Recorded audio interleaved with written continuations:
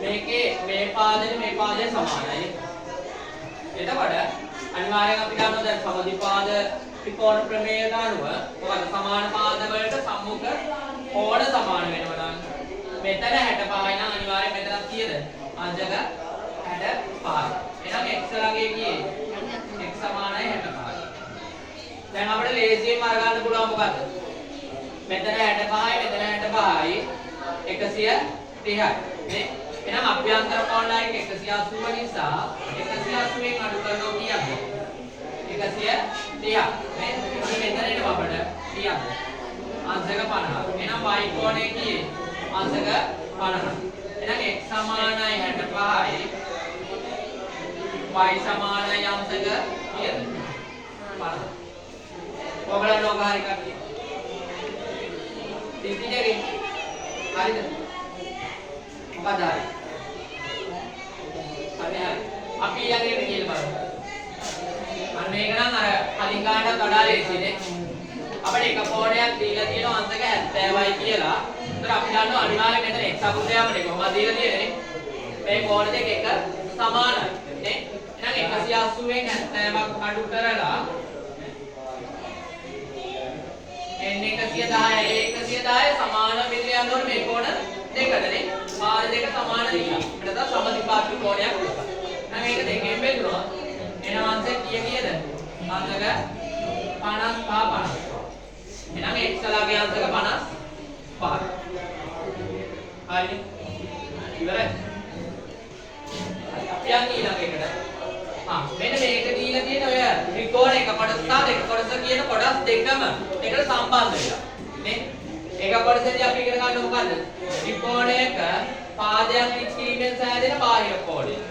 අභ්‍යන්තර සම්මුඛ කෝණ දෙකේ අයිතියට සමාන වෙන්නේ. නේ? එහෙනම් අන්න දැන් මෙතන ගත්තොත් මේ 140 සමාන වෙන්න ඕන මේ කෝණයටයි මේ කෝණයට. එහෙමනේ වෙන්න ඕනේ. හරි. දැන් එකපාරට අපිට මේ කෝණය හොයා ගන්න බෑ. හැබැයි මේක මෙතන හොයා ගන්න පුළුවන් මේ කෝණේ වටිනාකම. නේ? මේ කෝණය හොයා ගන්න පුළුවන් නේ. මේ කෝණය හොයා ගන්න මොකද්ද? පදනම් වල ක්‍රමය.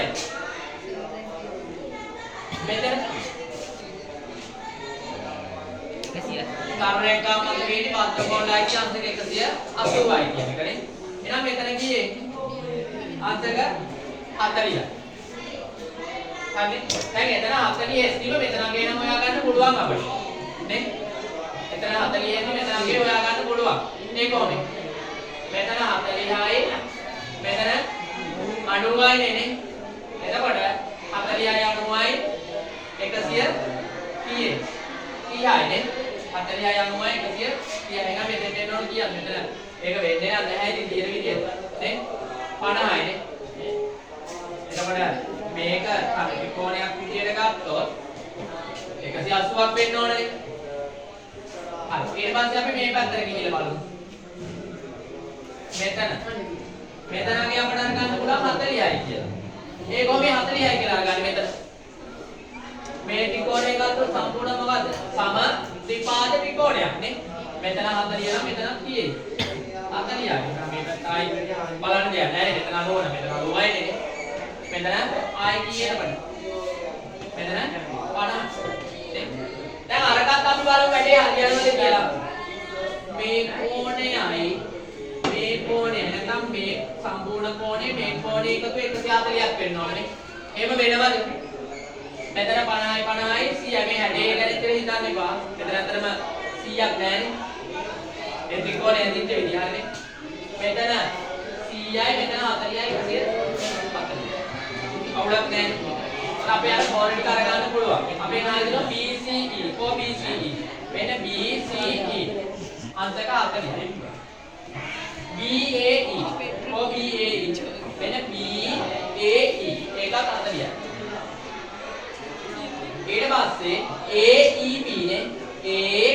AEB. මෙන්න මේ කෝණයක් එක කෝණයක් ආන්නේ නේ. අංශක කීයේ? 50යි.